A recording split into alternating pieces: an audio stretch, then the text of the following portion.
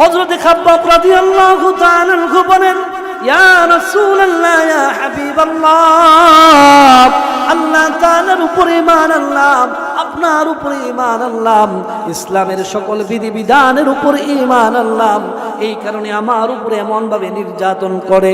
ইয়া রাসূলুল্লাহ, ইয়া হাবিবাল্লাহ, আমাকে যখন আগুনের উপরে রাখা হয়, আমার সারা শরীরের রক্ত মাংসগুলো ওই আগুনের উপরে পড়ে, আমার সারা শরীরের চর্বিগুলো ওই আগুনের উপরে পড়ে, আগুন পর্যন্ত নিভে যাইত, এরপরেও আমাকে তারা আগুন থেকে সরাইতো না।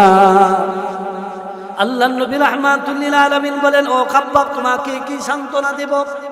ও খাব্বাব, শুনে নাও, তোমার উপরে তো শুধুমাত্র কেবলমাত্র এমন নির্যাতন চালিয়েছে। ও খাব্বাব, শুনে নাও, আগেকার মুসলিম যারা ছিল, আগেকার নবীর উম্মত যারা ছিল, তারা যে মাত্র মুসলমান হইতো, কবরকে খনন করাইয়া ওই কবরের ভিতরে জিন্দা অবস্থায় তাদেরকে দিত এবং করাত দিয়ে তাদের মাথার উপরে এমনভাবে করাত দ্বারা আঘাত করত, ওই মানুষের আর কবর দেওয়া লাগতো না। হাড্ডি এক পাশে চলে যাইত, মাংস এক পাশে চলে যাইত, শরীরের রক্তগুলো এক পাশে চলে যাইত, এমন অবস্থায় তাদের দাফন হয়ে যাইত। আল্লাহর নবী রাহমাতুল লিল আলামিন বলেছেন, ও খাব্বাব, আগেকার মুসলিম যারা হয়েছিল তাদের উপরে কেমন নির্যাতন হতো। ওই সময় যারা মুসলমান ছিল তাদের মাথার উপরে একটা লোহার চিরুনি বানাইয়া ওই লোহাটাকে গরম করাইয়া তাদের মাথার উপরে এমনভাবে আশ্রয় দিত, ওই লোহার চিরুনির সাথে তাদের মাথার মগজগুলো পর্যন্ত চলে আসতো। জোরে বলেন না আল্লাহু আকবার। নামাজ কালাম কম পড়ে, সুদি ঘুষি লেনদেন করে সব সময় গুনার সাথে লিপ্ত আছে, এমন মানুষের উপর পরীক্ষা খুবই কম আসে। তার ব্যবসা বাণিজ্য খুব ভালো, তার টাকা পয়সা ইনকাম সোর্স খুব ভালো, কিন্তু যে ব্যক্তি নামাজ পড়ে হালাল পথে থাকতে চায়, দেখবেন তার বেশি ইনকাম নাই। ঠিক না বেঠিক? হুজুর বুঝলাম না, কেন জানি নামাজ কালাম তো হুজুর পড়ি, আজানটা হয়ে গেলে দোকানটা বন্ধ করে ফেলি, এই পাশের দোকানে নামাজ কালাম পড়ে নাকি আল্লাহ এর এমন দেওয়া দিছে, আমাদের তো আল্লাহ দেয় না, অথচ আমি আল্লাহ বিল্লাহ করি, এরকম অনেকে বলে না। অথচ হাদিসের ভিতরে আছে, আল্লাহ রাসূল বলেন, ইন্নাল্লাহা ইউতিদ দুনিয়া মান ইউহিব্বু ওয়া মান লা ইউহিব্বু।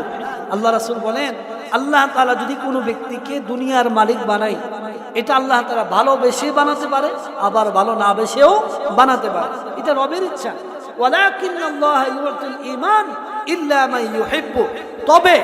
তবে যে ব্যক্তিকে আল্লাহ তাআলা দ্বীনের পথে আনয়ন করে, বুঝে নিবা কেবল আল্লাহ তাকে ভালোবাসে বিদায় আল্লাহ তাআলার দরবারে তাকে এনেছে। সুবহানাল্লাহ। দেখেন আপনি সাহাবী কেরামের জীবনে তারা কত কষ্ট মুজাহাদা করেছে। হযরত বেলাল রাদিয়াল্লাহু তাআলা আনহু, উনাকে মরুভূমির বালুতে শোয়াইয়া বুকের উপরে বিশাল বড় পাথর চাপা দিয়ে উনাকে নির্যাতন করা হতো। ওনার জবানদার একটাই ছিল, আহাদ আহাদ আহাদ, আল্লাহ এক আল্লাহ এক আল্লাহ এক। তাহলে আল্লাহ কি ওনাকে দেখেন নাই? উনি আল্লাহ আল্লাহ করতেছে, এরপরেও আল্লাহ তাআলা কেন ওনাকে এত নির্যাতন দিচ্ছে? আল্লাহ কি দেখেন নাই? দেখেছে। এটা হলো তার ঈমানের পরীক্ষা। হযরত খাব্বাব রাদিয়াল্লাহু তাআলা আনহু, বুখারী শরীফে আসছে, আল্লাহ রাসূলের দরবারে এসে বলেছে, ইয়া রাসূলুল্লাহ, আলা তাদউ লানা আলা তাস্তানসিরু লানা। ইয়া রাসূলুল্লাহ, আপনি কি আমাদের জন্য একটু দোয়া করতে পারেন না? আল্লাহ তাআলা কি আমাদের উপর একটু সাহায্য করতে পারে না? আল্লাহ রাসূল বলেন, খাব্বাব কি হয়েছে? ইয়া রাসূলুল্লাহ, ইয়া হাবিবাল্লাহ, ঈমান আনয়ন করার কারণে আমার উপরে এমন নির্যাতন চালায়, ইয়া রাসূলুল্লাহ, সহ্য করার মতো না। বলেন না সুবহানাল্লাহ। তাফসীরের কিতাবে আছে, হযরত খাব্বাব রাদিয়াল্লাহু তাআলা আনহু যে মাত্র ঈমান গ্রহণ করেছে, ইসলাম গ্রহণ করেছে, ও নরসুন্দর যুবকেরা, দিলের কানটা লাগিয়ে ভালোমতো শুনেন। ও পর্দানিশী মা বোনেরা, দিলের কানটা খুলে দিয়ে মনোযোগ সহকারে কথাগুলো শ্রবণ করেন। হযরত খাব্বাব রাদিয়াল্লাহু তাআলা আনহু মুসলমান হয়েছেন। ওনার সাথী সঙ্গী যারা আছে, উনাকে নানা রকম ভাবে কষ্ট দেওয়া শুরু করে দিতে লাগলেন।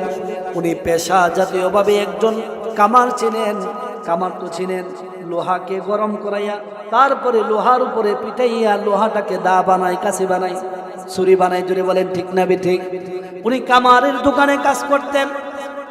উনি যখন দোকানে যাইতেন, দেখবেন আগুনের ভিতরে একটা বাতাস দেওয়ার মতো একটা উপরে একটা জিনিস আছে, দেখছেন নি আপনারা কোনো সময়?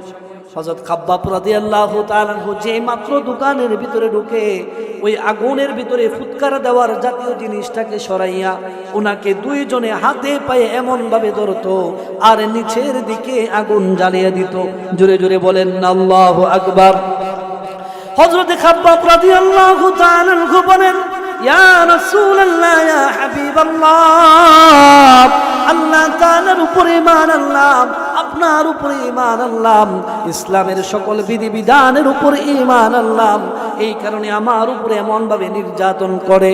ইয়া রাসূলুল্লাহ, ইয়া হাবিবাল্লাহ, আমাকে যখন আগুনের উপরে রাখা হয় আমার সারা শরীরের রক্ত মাংসগুলো ওই আগুনের উপরে পড়ে, আমার সারা শরীরের চর্বিগুলো ওই আগুনের উপরে পড়ে আগুন পর্যন্ত নিভে যাইত, এরপরেও আমাকে তারা আগুন থেকে সরাইতো না।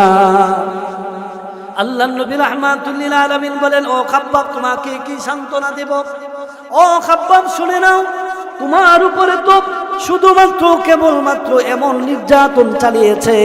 ও খাব্বাব, শুনে নাও, আগেকার মুসলিম যারা ছিল, আগেকার নবীর উম্মত যারা ছিল, তারা যে মাত্র মুসলমান হইতো কবরকে খনন করাইয়া ওই কবরের ভিতরে জিন্দা অবস্থায় তাদেরকে দিত এবং করাত দিয়ে তাদের মাথার উপরে এমনভাবে করাত দ্বারা আঘাত করত, ওই মানুষের আর কবর দেওয়া লাগতো না।